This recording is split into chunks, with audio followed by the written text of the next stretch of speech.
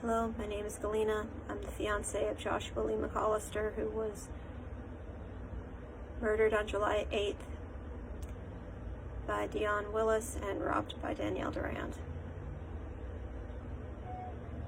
When I was speaking with Josh's mother yesterday, she was very upset. She had watched most of a video about the stalking, and you know, nobody knows about the stalking besides me and Josh's mother quite the way that we do, because Josh talked to his mom pretty much every day, and so there's so much that she can confirm. And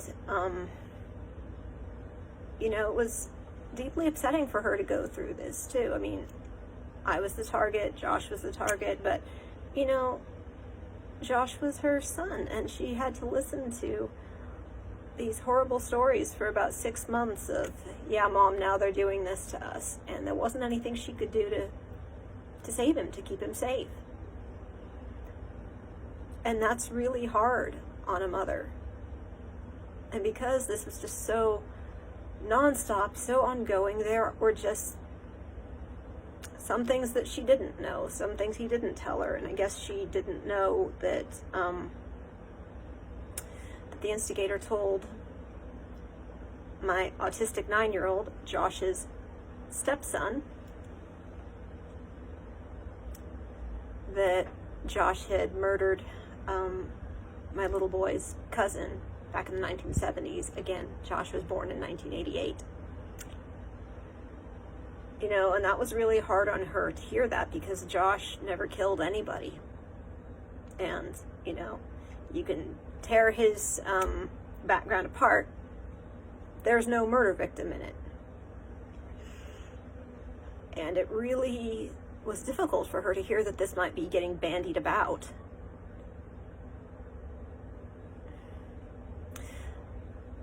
And so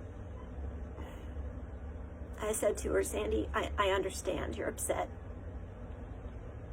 but can't let him get to you, because the bottom line regarding Josh is always going to be this. Josh fought for missing and murdered women and girls. Instigator, the enabler, what did they do compared to what he did? I'm sorry, Instigator was in the posse. I know all of his contributions, though, and they do not compare to Josh's at all. They don't come close. And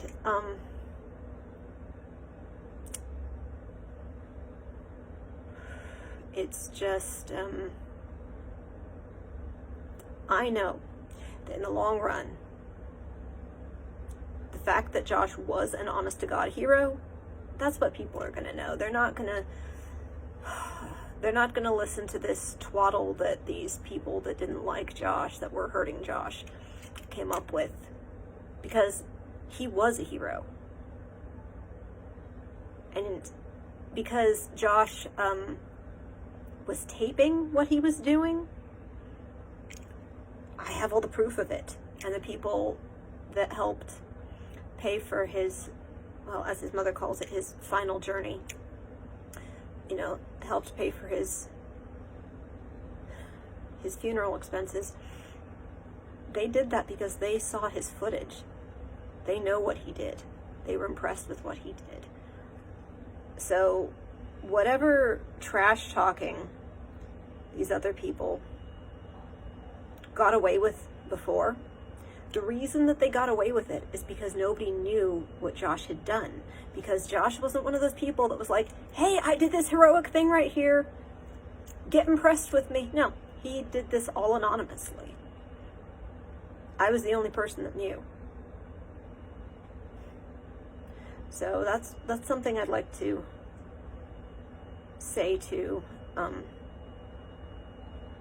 Sandy and say to Neil, that, you know, I'm a person that plays the long game, and I know that Josh's sacrifices are going to be recognized. And these stalkers, well, they can shoot their mouth all they want, but they're also going to get recognized for what they did. You know, I was thinking last night, there's one person in particular that was really frightening us. I call her Mrs. Forrest.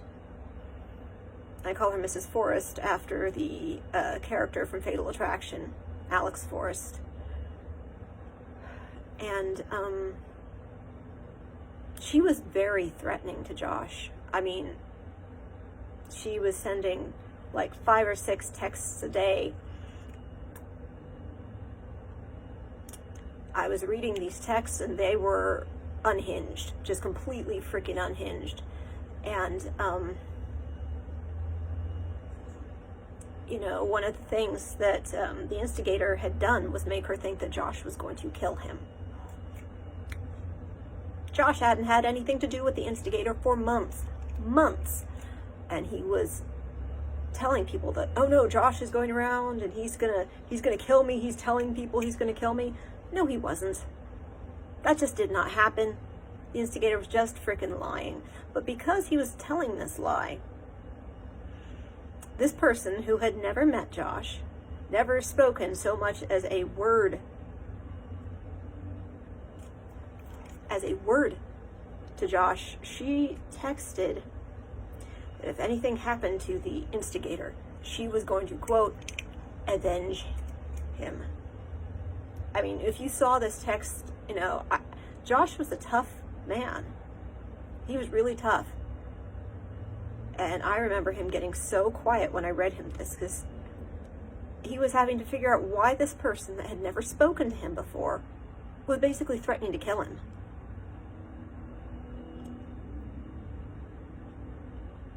You know, it's horrific what that man went through the last few months of his life. And, you know, I guess that they really had fun doing this to him. I remember when he saw that text, he just said, Jesus. And he got so quiet. And he was so afraid of this freaking nut job. Like, I had to send him a picture of what she looked like just in case, you know, he'd be walking down the street and then this crazy lady comes up and tries to get him. It was just, he didn't deserve it. And lady, why did you do it? Why did you come at him?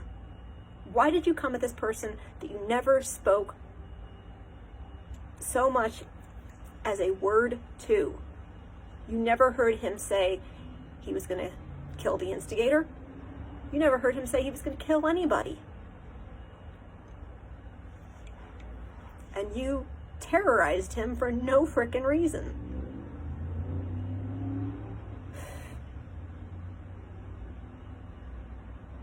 And if you had ever apologized, like if you'd ever actually messaged Josh personally, or actually talked to him, like if you'd ever had the nerve to call him up personally and say, hey, are you trying to murder the instigator? He would have said, no, I'm not. I want to just be left alone. I moved out of the county to get away from the instigator. I'm trying to find a way for my kids to be safe. I'm trying to find a way for my woman to be safe. That's all I'm doing. Please leave me alone. I think he'd have been able to talk you down if you'd actually spoken to him, but you didn't do that. You just made his life hell. You made his life hell. You spread nasty rumors about him. It's like you made my life hell and spread nasty rumors about me.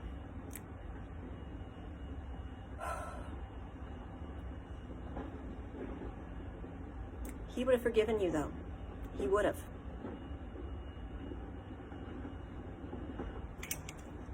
But now he can't.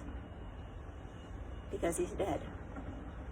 And he's dead because he was desperately trying to find a way out. To get away from you. To get me away from you.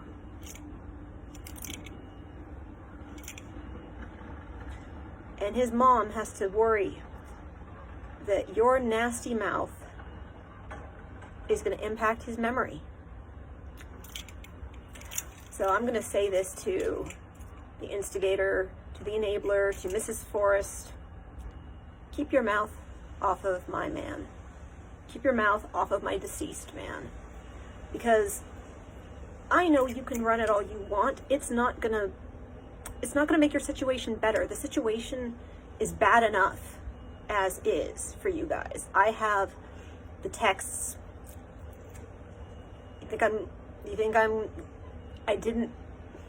think I didn't copy this stuff and get it to people who go, oh, yeah. It's not going to get better for you if you trash talk Joshua Lee McCollister. All you're going to do is upset his mother. And every time you upset his mother, you just make me dig my heels in harder. And make me say, yeah, I'm glad.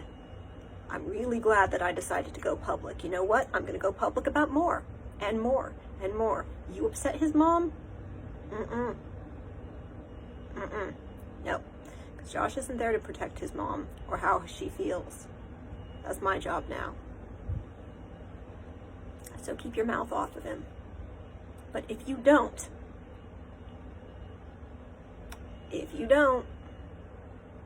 you're going to get so much more exposed than I'm already planning for.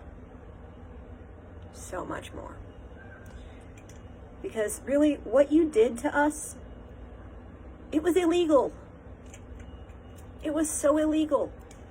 You know, that fake profile that was created for me, that was illegal. The instigator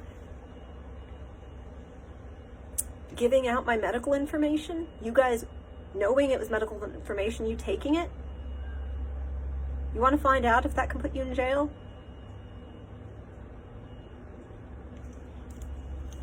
Be careful with what you do from here on out. The way I think of it always is, I was Galena Treffel my whole life. But when I walked out of that coroner's office after seeing my man shot, that's Galena McCollister right there. That's a very different person than the one you know. You can't kick me around anymore. You definitely cannot upset Josh's mother.